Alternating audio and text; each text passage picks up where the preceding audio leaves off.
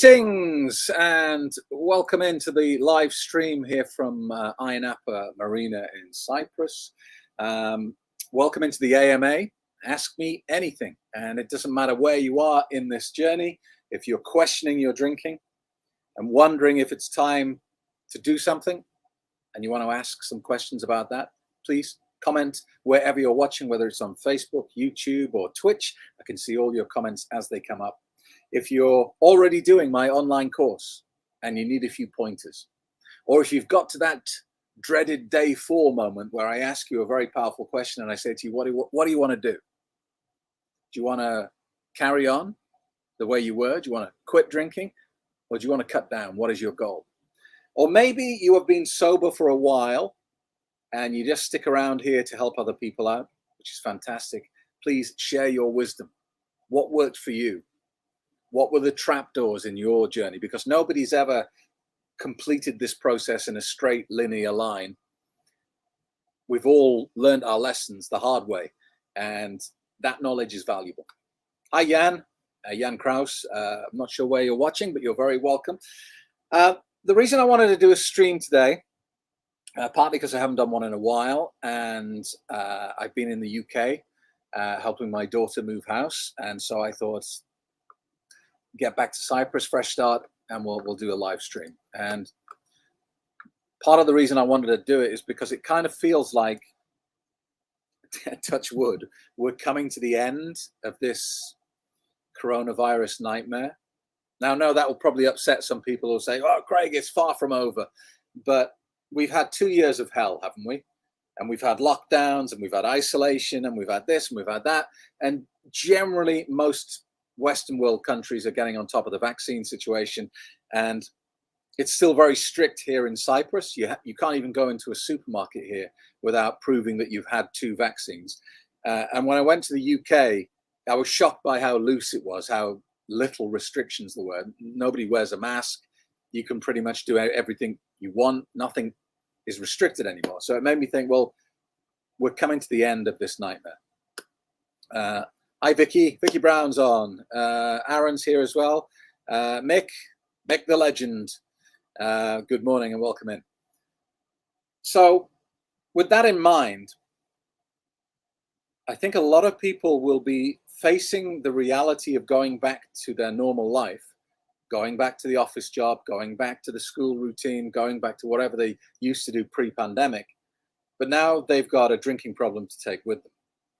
Because a lot of people who were borderline before this pandemic kicked in will probably have been pushed over the edge. And we're starting to see the evidence for that now.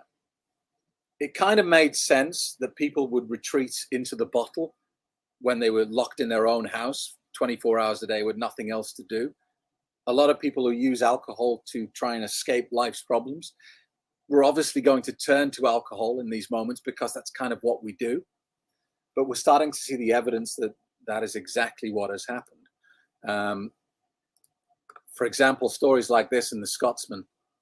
Now, Scotland has had a long-standing reputation as being a nation of hard drinkers, like Ireland. Very much part of the macho ethos of the country. You know, real men drink 10 pints, that sort of nonsense. But what we're seeing, or what we were seeing before COVID, was Scotland was getting better. Scotland had started introducing strict restrictions on alcohol. They'd introduced a minimum pricing policy, so you couldn't buy that cheap lethal cider for pennies anymore. It was going to cost you money.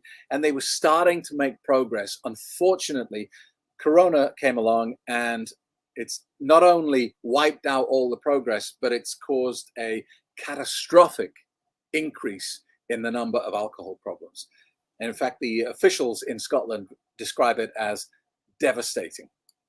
And in fact, the number of deaths in Scotland that can be directly attributed to alcohol since coronavirus has gone up 17%. 17%. So a lot of people are going to come out of this pandemic with a very big monkey on their back that they didn't have when they went into it. And that's what I wanted to talk about today. Because a lot of these people will not yet be aware just how much of a problem they've got. If you've quit drinking, or if you've gone any extended period of time sober, you will know that there was this period in your life where you were drinking to a problematic level, but if anyone questioned you about it, you would say something trite like, I can stop anytime I like. I just don't want to. Or, I'm only hurting myself, not hurting anyone else, so keep your nose out of my business. Now, of course, in hindsight, we know both of those statements are nonsense. You couldn't stop anytime you like, because you'd have to use willpower, and we know that willpower doesn't work. And secondly, drinkers are not just harming themselves. Anyone who's lived with a problem drinker knows this to be true. If you are drinking alcohol to an excessive amount, you are hurting your partner, you are hurting your children, you are hurting your friends, you are hurting your parents, you are hurting everyone who loves you. That's the truth. Let's make sure I haven't missed anyone. Vanji Tu Singh, good morning.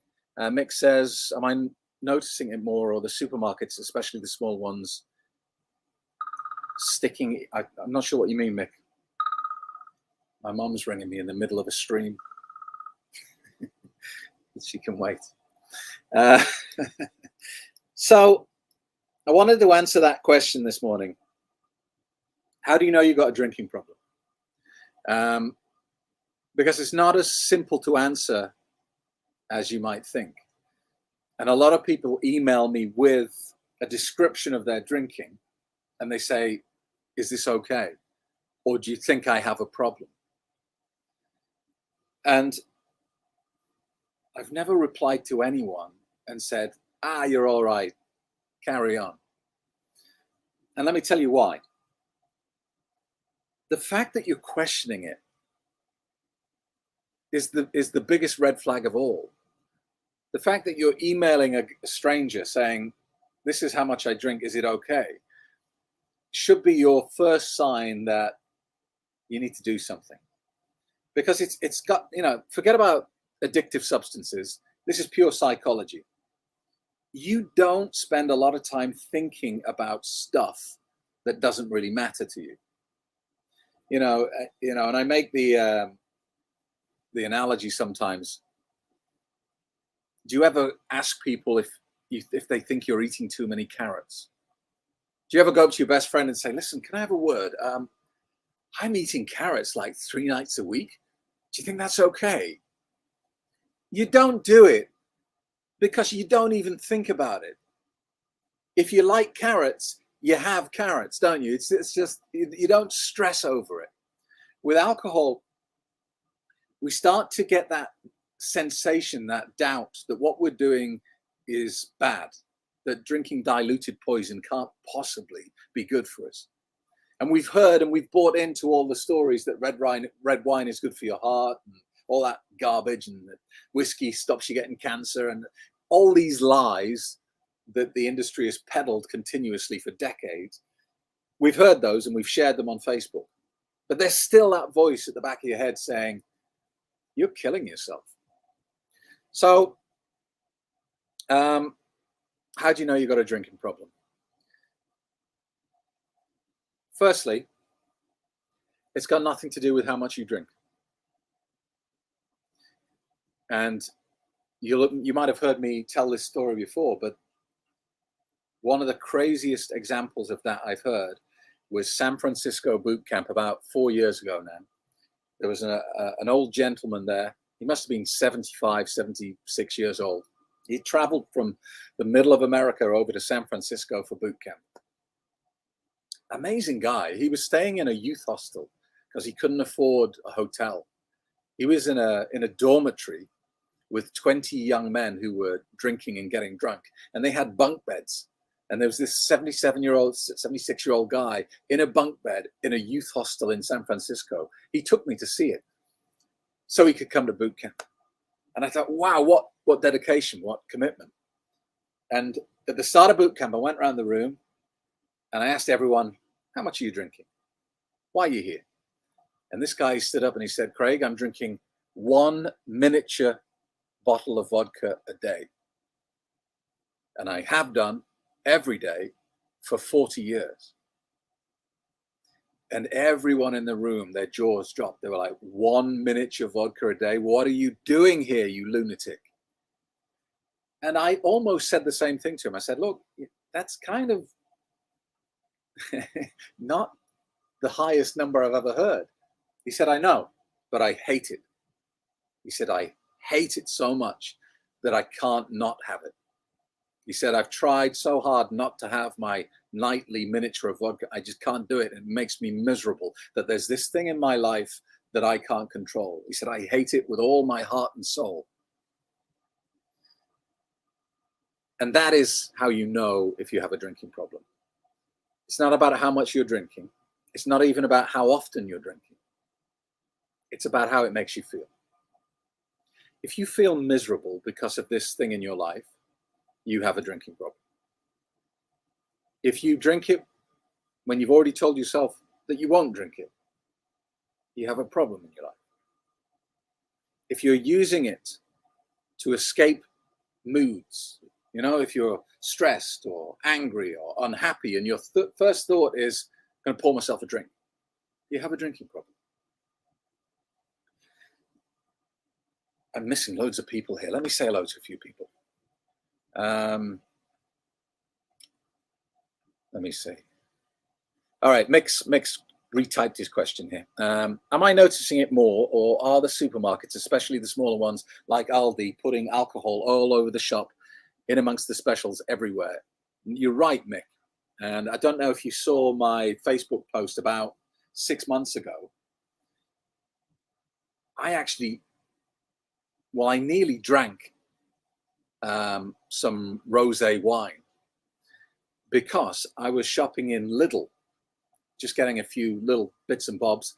And at the checkout, they had all these little cans, mini cans, you know, like you get on an airplane, like mini Cokes, mini Sprite.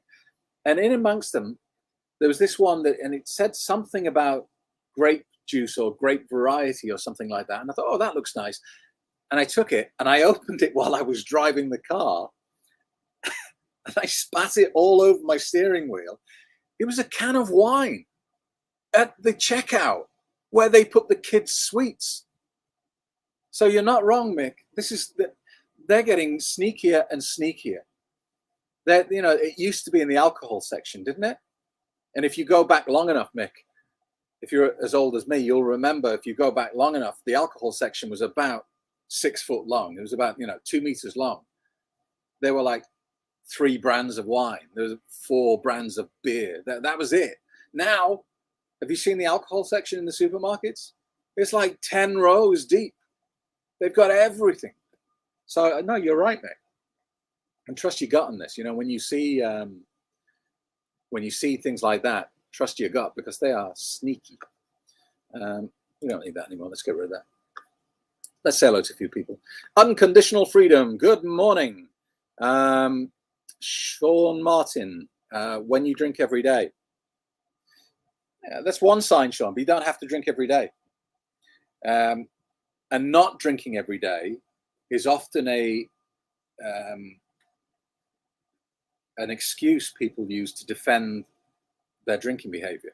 For me, for example, I spent several years worried about my drinking, but reassuring myself that I couldn't be an alcoholic because I never, ever, ever wanted to drink in the morning. In fact, the thought of drinking first thing in the morning made me want to vomit. So therefore, I couldn't have a drinking problem, could I? Because I'd seen it in the movies. I'd seen it on TV. Alcoholics, they just wake up and they start swigging the vodka back. That wasn't me, so I can't have a problem. So you get a lot of people saying, well, I can't be an alcoholic. I can't be a problem drinker because I only drink 3 days a week. Or I only drink on a weekend. It's not about how often. It's not about how much. It's about what it's doing to your mental state. It's about whether it's making you unhappy or not.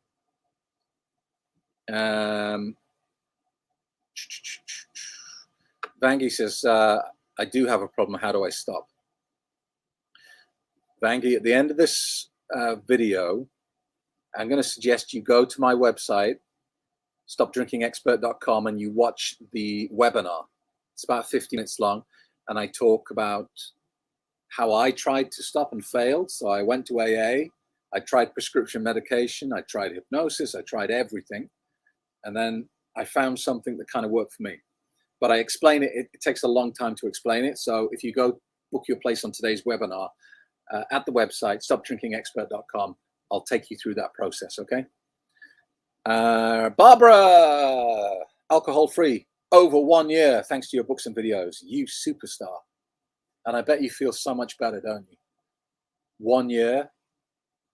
I mean, sometimes you can forget to kind of be conscious of how you feel, Barbara, but you should, take the time to just sit and think about how you feel now and compare it to how you felt when you were drinking. I'm 100% sure you've got more energy. You feel younger. You feel healthier. You feel more vibrant. You feel like you're more opportunistic and you're more positive. You accept invitation to things because you're no longer considering, wait, if I go there, can I drink? So congratulations. Well done, Barbara. Sober Raggy. Hey, Craig. Your coaching is wonderful.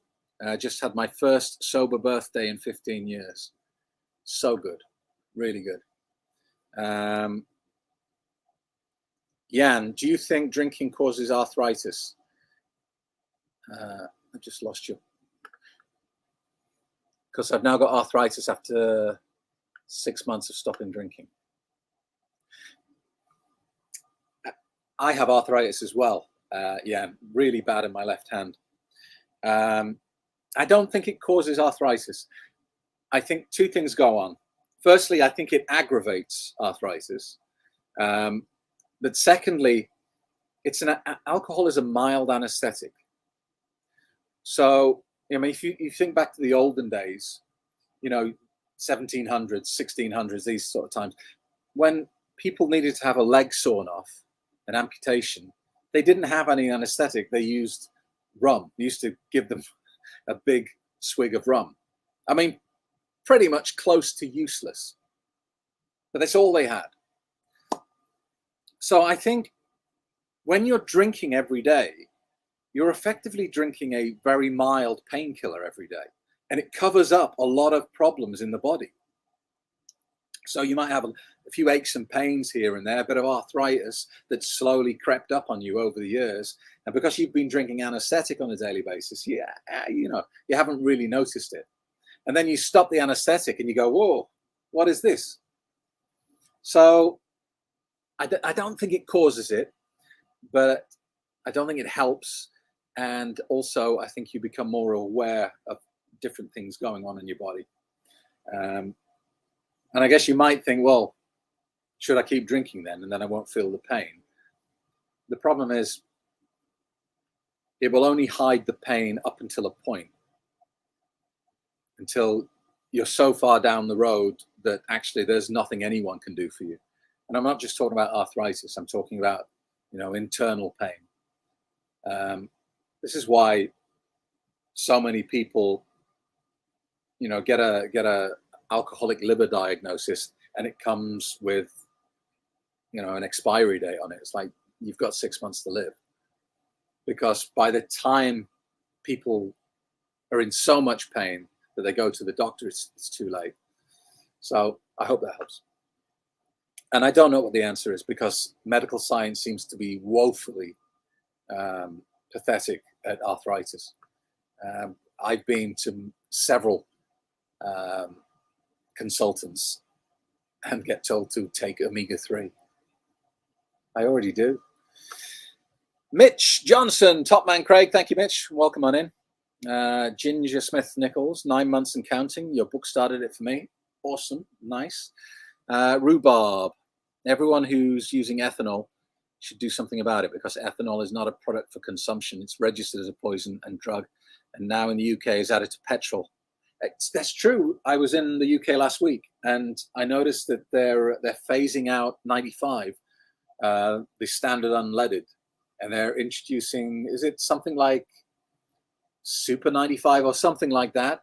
But what they've done is they've taken 10% of the gasoline, the petrol, out of the mix and replaced it with ethanol, which is a fancy way of saying vodka, which is a fancy way of saying alcohol. I mean, that's what you're drinking. That's stinking, horrible stuff that comes out of the petrol pump or the gasoline pump if you're in the States. That's what you're drinking. We're now going to run our cars on that stuff. Why are we putting this in our body?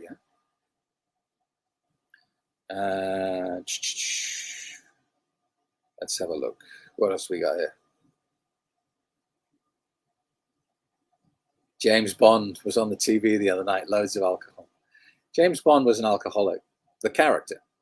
If you watch his movies, it's kind of implausible that A, he'd be able to jump around and do all that stuff, and B, that he'd be able to get it up to seduce the Bond girl. That seems highly unlikely to me.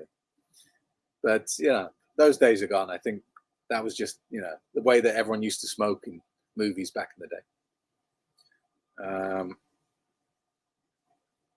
Sloth Ape, I feel so terrible the day after drinking, I have to drink again.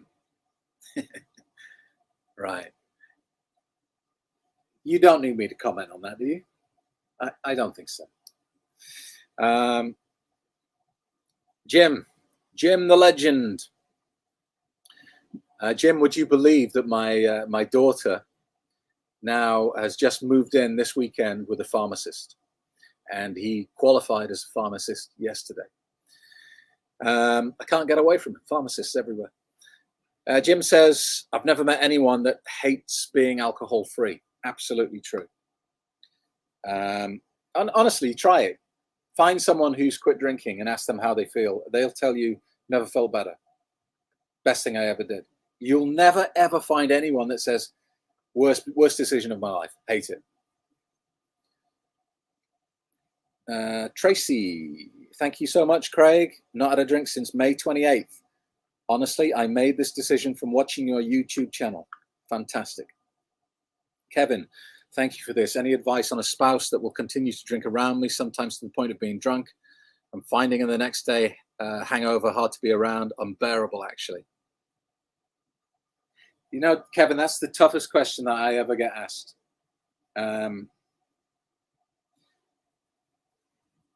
It's really tough. And I've told this story before, but for your benefit, I'll tell it again. Before I got remarried, before I married Daniela, who doesn't really drink, she has maybe 2 or 3 beers a year. I lived with a lady in England, incredibly intelligent and successful woman, but she had a bit of a drinking problem. And what I couldn't stand was that the drink stole all the stuff that I respected and admired and loved about her. It stole her intelligence. She turned from an intelligent, super emotionally connected person to be this stupid zombie who couldn't even walk up the stairs to bed, falling over and staggering and slurring. And it stabbed me in the heart to see someone I loved convert themselves from being this amazing human being into a zombie. And it's tough because the only person you can change is yourself. You can't force them to do it. And in fact, the harder you try and get your partner to stop drinking, the more they're going to defy you and drink more, or start hiding their drinking badly. There's never been a drinker that's really good at hiding their drinking. All you can do is stop enabling them. When they ask you to, when you go to the supermarket and they say, oh, bring me back a bottle of wine, say no. Say, no, if you want it, you go and get it. I'm not bringing that stuff in the house anymore. You don't have to be an ass about it. You don't have to be horrible to them. You just have to have your standards. You have to have your line in the sand where you say, look, you drink if you want to. That's your choice. It's your body. It's your life. But these are the things that I won't do. I won't buy you alcohol. I won't join in with your lies. Drinkers lie, don't they? They say things like, oh, I only have a glass of wine a night, when actually what they mean is a bottle of wine a night. And you got to lead by example. because you can't persuade in this situation. You've just got to demonstrate how amazing life is when you don't drink poison. And it really is. Everything's better. But you just got to look after yourself, have your standards, have your unbreakable rules, and lead by example. And I'm afraid it's not great advice. I know that. I wish I had a silver bullet to give you, but I don't. You just keep persevering, keep persisting, and hopefully they'll see the difference between them and you.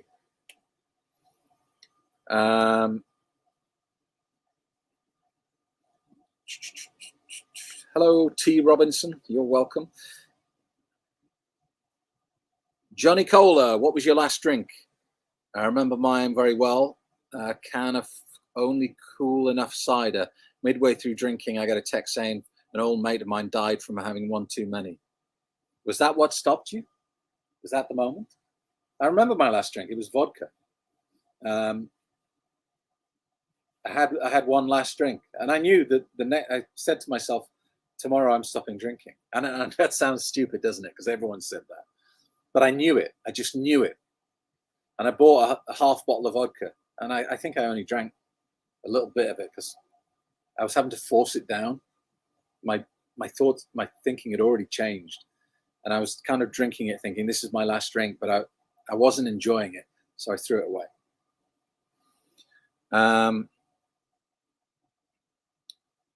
Judy, just about to board the Queen Elizabeth cruise ship.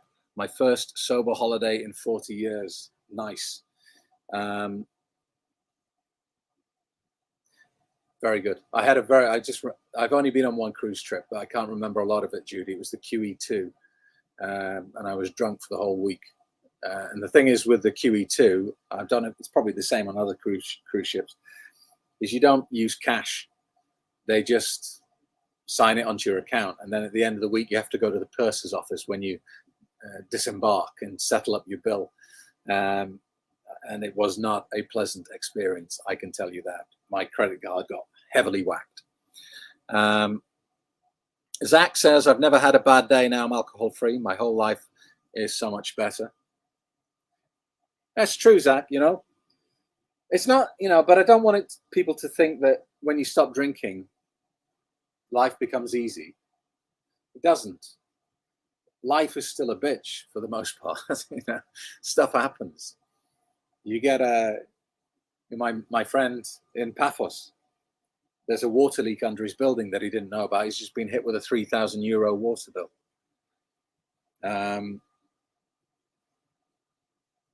Stuff happens. But when you're not drinking, what the good thing is you have the clarity and you have the brain power to be able to think your way out of the problem. If you're drinking on a regular basis, you are running at best with 70% of your brain power. Think about that. You're basically, the best you can achieve in life is 70% of your potential. And if you're running your own business, you're losing that much money as well. So when you stop drinking, not only do you have the energy and commitment, but you also have the clarity and you don't have the mind fog that's going on to be able to kind of creatively duck and dive and get yourself out of a situation. Judy's at 18 months alcohol free. So good. So good. Michelle Case, it lasted 6 months and I've been plummeting ever since. The hypnotherapy didn't work for me. I need help. What can I do? Michelle, you mean you went 6 months sober and then you started drinking again? Okay.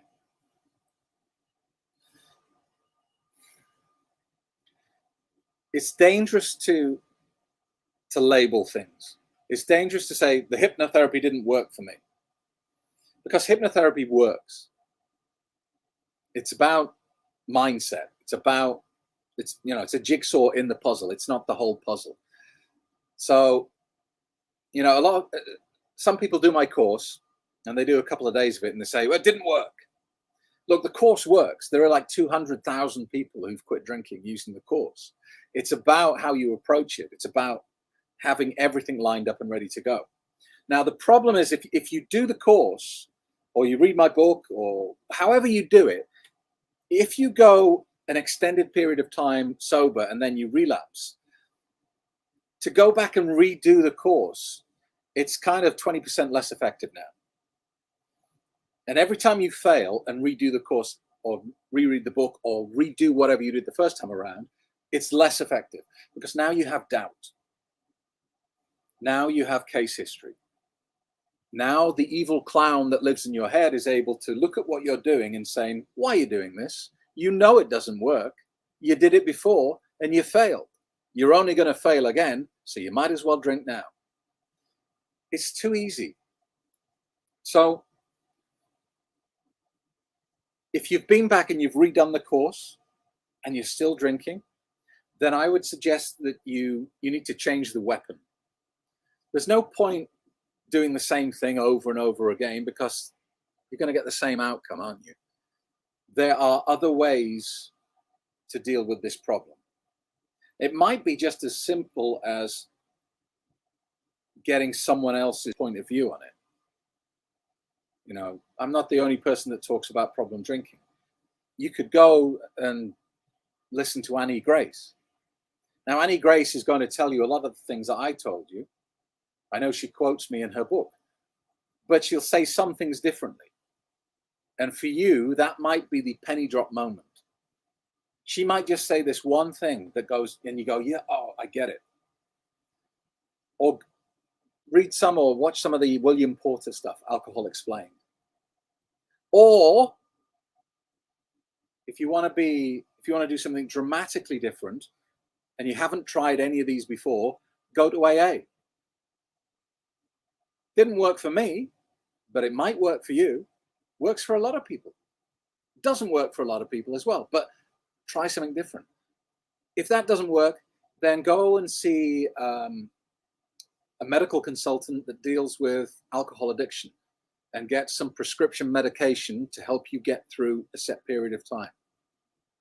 There is a clinic in London, I know, that does specifically deal with alcohol problems. You go as a private patient and they monitor you through the process. Look up the Sinclair method. What I'm saying is attack the problem with a different weapon and don't stop. That's the only thing that you mustn't do. Don't stop trying, okay?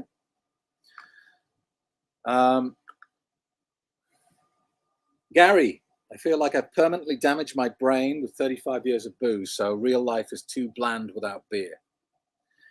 It's not true, Gary. I know it feels true, and I'm sure it really, really feels true. It's an illusion. That's just the clown talking. I hung out with a sober buddy of mine this weekend. Not this weekend. All the days are merging into one.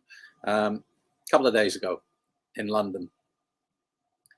And we had the most amazing fun. We went on a boat trip. We went around town. We had a nice meal. We laughed and laughed. We had such an amazing time. I didn't feel like a middle-aged man doing the touristy things in London. We just felt like kids having a good time. And I asked myself yesterday, I said, if we'd put alcohol into that situation, would it have been better or worse? And the answer is worse. It would have made it worse. And we know this is true. If alcohol makes life better, more fun, then that must be a hard rule. It must apply to every situation, right? Because it's not a smart liquid. It can't change what it does depending on the situation. If alcohol makes all situations more interesting and more fun, then it must do it every time. But it's not true, is it? You find someone who's morbidly depressed and give them alcohol. What happens? Do they get up and start dancing? Unlikely. What about a kid's party at, a McDonald's soft play center? Imagine it. You've got 10 kids screaming and running around, laughing and giggling and joking and have the most amazing time. What would happen if you took all those 10 kids to one side and give them all a can of strong cider and then sent them back into play?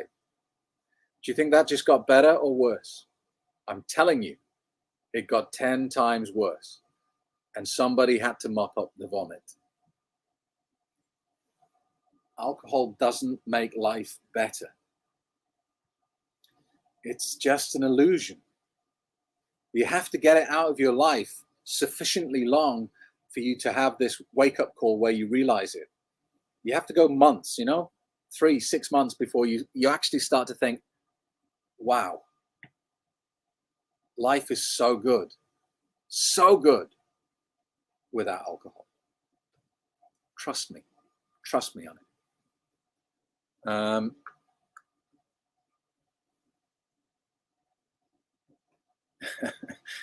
Mick's just relating to my last drink story. 3 nights after starting your audiobook, didn't want to, but forced it down. Next day, winter sun coming through my window. You really have got sausage thumbs today, haven't you, Mick? Judith, I cannot get through the day without alcohol. I'm on serious pills for depression and insomnia. The thing is, Judith, you don't do anything without medical advice. I'm not a doctor. I can't give you medical advice. I'm just a former problem drinker. That's all I am. What I will tell you is alcohol causes depression, anxiety, and insomnia. Oops, I didn't mean to do that. In fact, I didn't even know I could do it. A lot of people think that they can't get to sleep without alcohol. It's another illusion. It's like I was just saying to Gary, that's what it appears to be. And I used to think that as well. I would go crazy if I couldn't drink alcohol, because then I'd say, well, now I can't get to sleep. The truth is this, right? Alcohol is a mild anesthetic. It puts you to sleep initially. But if it was true that alcohol facilitates good quality sleep, then you would see it. You would see problem drinkers everywhere. They'd be skipping and dancing through the street, wouldn't they? They'd be going, oh, isn't life great? I slept so well. That's not true.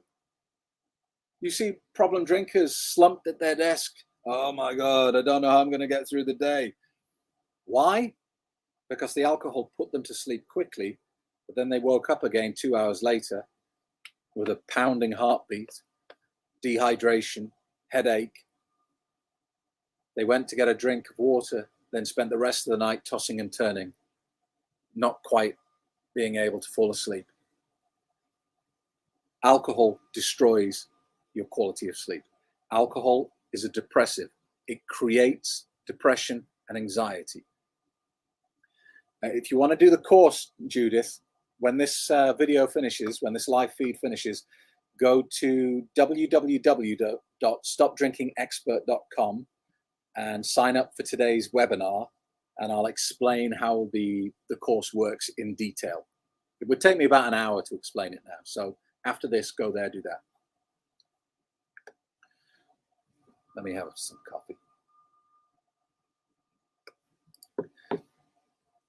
Vicky says, restarted the course again, learned so much more this time because I really want it, and I know I have a problem. It's true, Vicky. The truth is this, there's a saying, isn't there, that repetition is the mother of learning.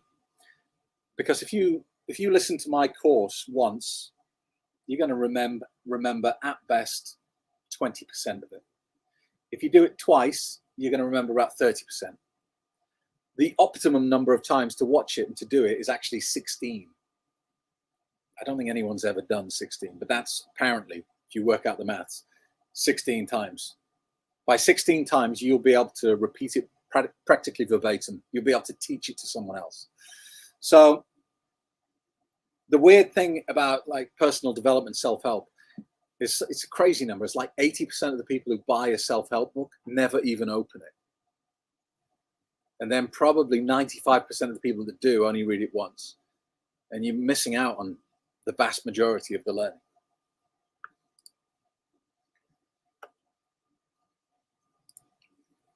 Grant says, I think alcohol gives the impression of a good time and then the high suddenly goes away. Well, if you're still drinking, Grant, or if anyone watching this is still drinking and you want to do an experiment, then try this. You know, when you get that feeling that you vocalize as, oh, could do with the drink, when you come home from work and you're stressed and you just want to pour yourself a glass of wine or grab a beer. Well, normally what you do is you drink that really quickly and you go, ah. And then you drink another one, but for some reason you don't get a ah on the second one. Strange. And you just carry on, don't you? And you never really stop to be aware of what it feels like to drink poison. Because you're always drinking more anesthetic that takes away the sensation of drinking poison. If you want to really know what it feels like to drink poison, have one drink of alcohol and then do not drink any more alcohol for 30 minutes. And after 30 minutes, be honest with yourself. Say to yourself, how do I feel? I guarantee you, you won't feel very well. You'll feel a little bit clammy, like your body's trying to sweat. You'll feel a little bit nauseous. You'll feel a little bit dizzy, and not in a nice way. You'll feel a little bit kind of uncomfortable in yourself. And this is what it feels like to drink diluted poison. But nobody ever really stops long enough to say, how does it feel to drink alcohol? It feels awful. Jesse, 14 days. Nice. Well done. And you're just at the point now, Jesse, where the alcohol physically has no hold of you, over you. 14, 15 days, that's when alcohol can hit you with a stick, make you feel anxious, and make you drink. After that, if you want to drink, it's got nothing to do with the alcohol. It's purely psychological conditioning. It's purely Pavlov and his dogs. Todd H, hello from California. 8 months alcohol-free. NFL season is starting. Years of drinking while watching games with friends on Sunday. It would be quite a change being sober. Different but awesome. Yeah, perfect. Different but awesome. My son is in San Francisco, Todd. He's a big Niners fan. And he likes the Giants as well. I don't know. Not for me. All these games go on too long. Zach says, when I walk by my local pub, same lonely people sat there on their own every time. It's true, isn't it? It's kind of portrayed in a very positive light by the sitcom Cheers. Do you remember? Where everyone had their own stool at the bar. I remember being a kid watching that show thinking, I hope when I'm a grown-up, I have my own stool at the bar. And actually the reality is so much different than the sitcom. Ricky, I've started today, found you on YouTube. And the way you speak about alcohol is very engaging and eye-opening. Here we go, into the unknown. No, Ricky, you've been there before. You've just forgotten it. It's much better. Congratulations on taking the first step. Listen, don't be too hard on yourself. Often this is a more difficult path than we expect. The secret to success is passion and persistence. You can't beat this drug with 95% commitment. You can't even beat it with 99% commitment. This has got to become a part of who you are as a person. This is not about quitting drinking, Ricky. This is about falling in love with being sober. Falling in love with how life feels without poison in your system. That's a different distinction. JR, big fan, Craig. 2.5 years sober with your help.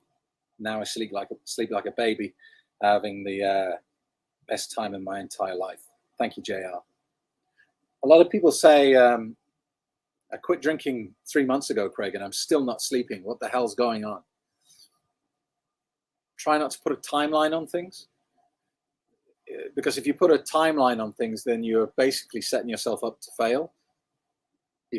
I know we do this automatically, but if you say to yourself, within 3 months I'm going to be sleeping fantastic, and then you're not, you're going to have a bit of a downer, and you're going to start questioning things. Let nature take its course. Chances are good you spent decades building this drinking problem. You're not going to fix everything overnight. So don't put the pressure on yourself to do that. Nicola, the best decision of my life was following your course. Thanks a lot.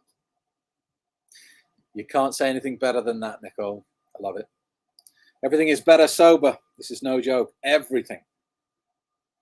Alan Carr's book, To Stop Drinking, worked for me.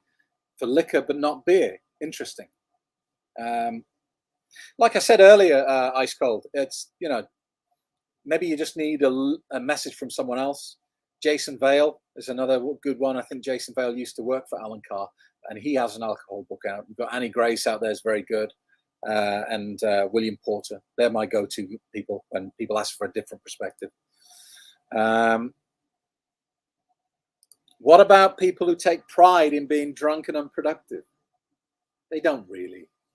That's bullshit. That's just plausible deniability. That's like, am I going to offend people by saying this? Probably. But I don't buy it from these people either. Do you ever see like really obese personalities, like celebrities, and they claim that they're happier being fat, they're happier being overweight, and life's better being overweight? It's bullshit. I don't believe it for a minute. I do not believe it for a second. It's all front. Maybe they've said it so many times that they half believe it, but I don't believe at their core they feel better for being overweight. And equally, I don't believe people who say that I'm happier with alcohol in my life. Bullshit. Just plausible deniability. If you can convince yourself by telling everyone that you're happy being a drunk, that means you don't have to contemplate stopping drinking. It sounds like a logical plan, but it's a house with no foundations. It's not going to protect you. It's not going to steal the truth from you. The illusion is not going to work. It's a waste time. Zach, took me 6 months to sleep properly. Yeah. 2 months, 6 months, 3 months, whatever. It's different for everyone. Jake Bolton. Really love the content. I take sleeping pills after quitting, which is unfortunate, but love feeling refreshed rather than hungover when I wake up. Thanks for your advice. Yeah. As long as it's short term, it's fine. It's better to stop drinking and take sleeping tablets for a couple of weeks to get you into a new cycle than it is to carry on drinking. Makes sense. Lynn, thank you, Craig. Nearly a year for me in Harrogate. I do not miss a single drop. My life has changed so much, all for the better. It's like being reborn again. And you live in Harrogate, which is very swanky, very posh, huh? Dirty Sanchez, how do you feel about smoking marijuana as a substitute to alcohol? I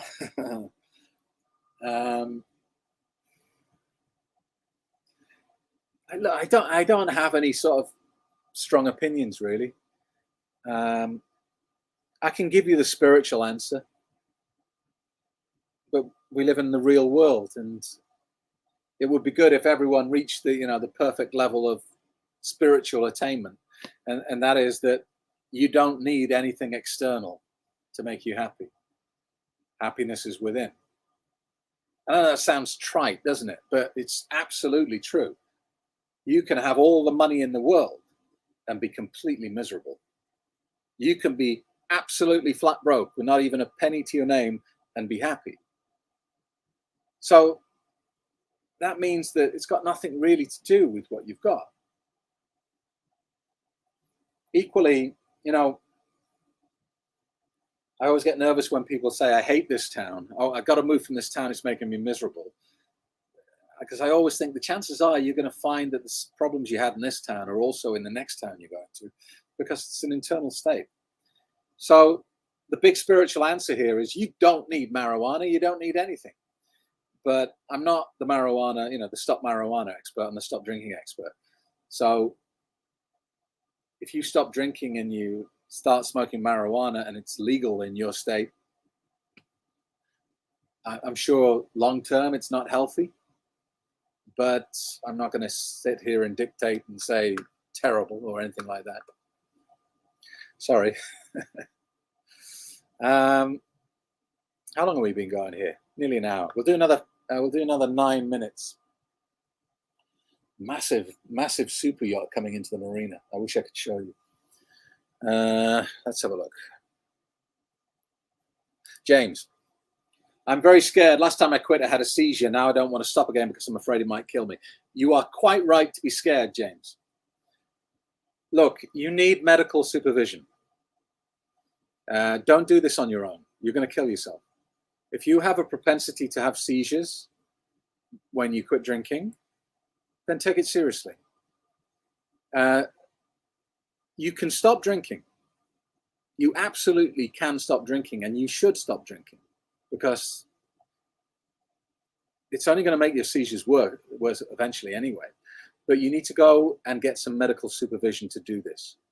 Now, I know that, I don't know where in the world you are, but I know in New Zealand, I think they have a very good system there where they send a nurse to your house every day to give you some medication and to monitor you as you're coming off the alcohol. Fantastic system. I think they do it for like a couple of weeks. A nurse will come around every day, check on you, give you anti-seizure medication, and make sure that you're coming off nice and slowly.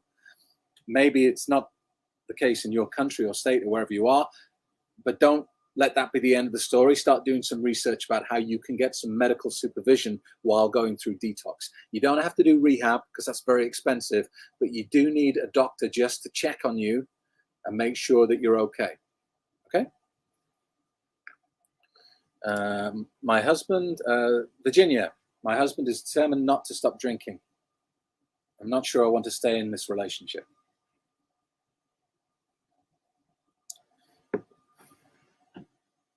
It's really tough, Virginia, and I understand. You know, when I quit drinking, many things changed in my life, including the end of my marriage. 6 months after I stopped drinking, I asked my wife for a divorce. And a lot of people say to me, so stopping drinking destroyed your marriage, Craig. That's a bad thing. And it's not true. The truth is, alcohol had kept me trapped in a marriage that wasn't working for many years. And it was only when I got the clarity of sobriety that I was able to look at my life and see the absolute ruins that lay around me. My career was just a shambles. My financial system was desperate. I was like £30,000 in debt on credit cards. And I looked at my marriage and I said, you don't even sleep in the same bedroom. You haven't for years. What's going on? Why are you still in this relationship? This relationship hasn't worked for years. And so when I got sober, I had the clarity to make a change. I'm not saying it was easy. In fact, what followed was several years of very tough times. But sometimes you have to make a decision. But you know, I'm not a marriage counselor. Maybe you need to go and see a life coach, and just so you can think out loud, weigh up the pros and cons. Because there's one thing for sure: you can't stop your husband drinking. No way, can't be done. He has to do it, and it sounds like he's a way off getting to that point where he's going to make that decision. So, tough situation. You have my sympathy. I hope it works out.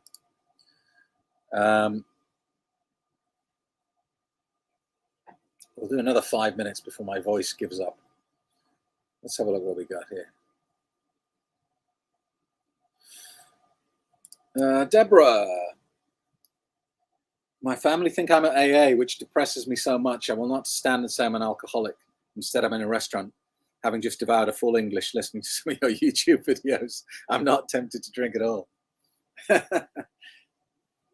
Yeah. It's strange, isn't it? Because AA is the default go-to. And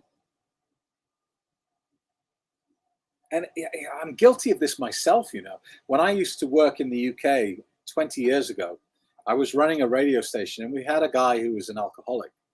And I remember saying to him, I said, look, I'm going to have to fire you unless you get some help. So I need you to start going to AA and proving to me that you're going. And if you do that, you'll keep your job. If you don't do that, it's going to have to be, you know, bye-bye. So I'm guilty of this myself because most people think AA is, that's it. If you've got a drinking problem, you go to AA. It's like 1 + 1 = 2. The thing is about AA is, firstly, it's not designed for problem drinkers. It's designed for alcoholics. And there is a big difference between the two. And secondly, AA has something like an 8% success rate. That means like 92% of people who go to AA fail to stop drinking. So why is it the default option? I mean, you wouldn't accept that in any other medical situation, would you? Imagine if you went to the doctor with a bad leg and he said, look, we've got a couple of options. The first one, there's a 92% chance it will go wrong and you'll lose the leg. You'd say the second one. I don't even know what it is. I'll have the second option. I don't want the first one because that's garbage. So, yeah, I don't know what you do there, Deborah. If they think, just keep telling them you go to AA, then I suppose. As long as you're in a good place, as long as you're, you know, you're maintaining your sobriety, then hey, fine. All right, let's do one more question.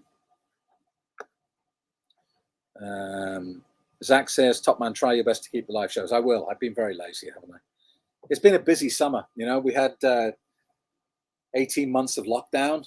And then this summer, people actually could visit me. So I've just been crazy. We're going to give Vicky Brown the final word on this live stream. Vicky says, so good to see you live. Craig, you're changing my life one day at a time. I can't thank you enough. What a positive way to end, and that's good enough for me. So thanks very much for joining me. If you are worried about your drinking, then I encourage you to take action, to do something, whether that's read my book or download an audiobook or read someone else's book or go to AA. Or if you want, you can also sign up to my online course and join 200,000 other people who've quit drinking that way. Here's how you do it. Be honest with me.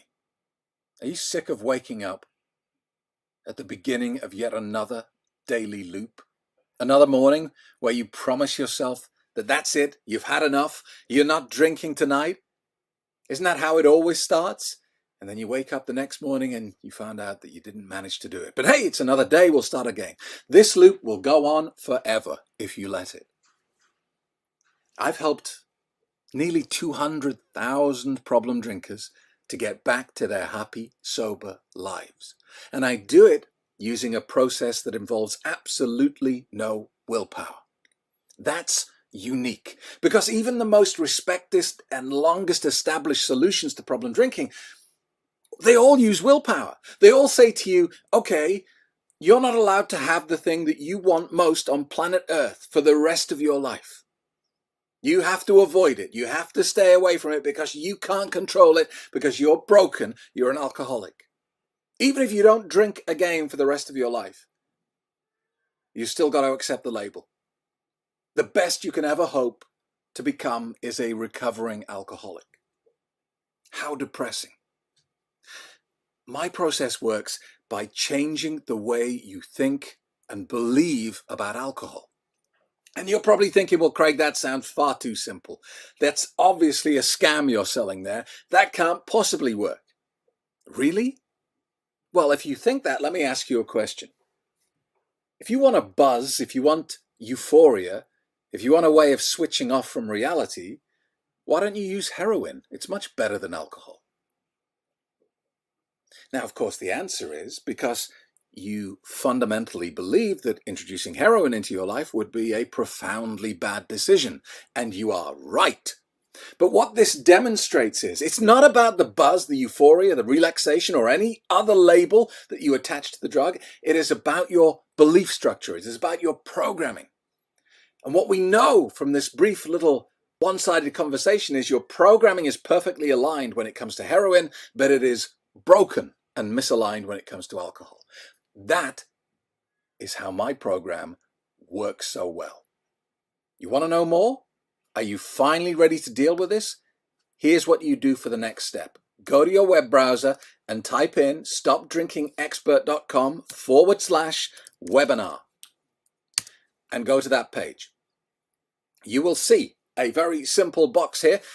You will get a copy of my best-selling book, free, just for joining the webinar. You will click on book your free place, and it will give you the next available time slot for my webinar. And you can see there's one about to start here in 12 minutes time. So you would click register and sign up, and I will tell you exactly how I've helped nearly 200,000 people just like you.